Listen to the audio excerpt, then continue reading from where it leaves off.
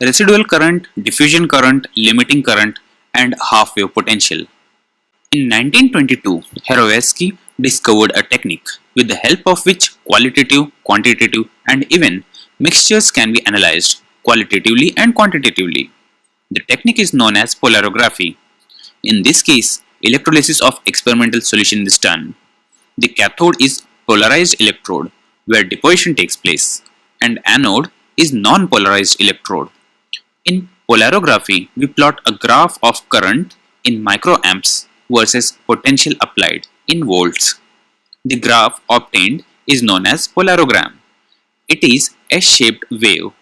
The polarogram is divided into three portions.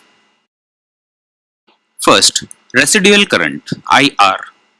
When the applied potential is less than the reduction potential of metal ions, so no reduction of metal ions takes place, but still galvanometer shows some deflection. It means current is produced.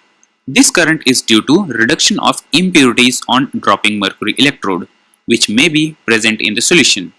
Therefore, the current which is associated with the impurities is known as residual current.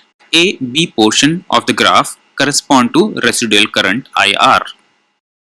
Second, diffusion current.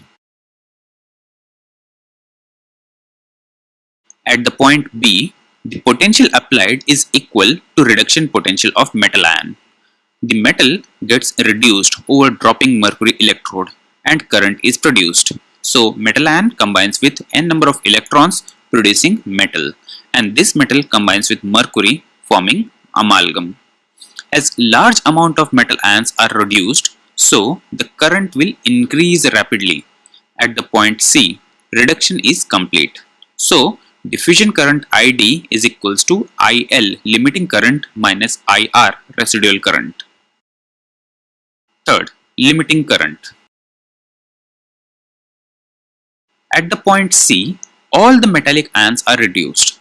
As no more metallic ions are present, so no further increase of current, and now the current remains constant. This constant current is known as limiting current. Half wave potential E half.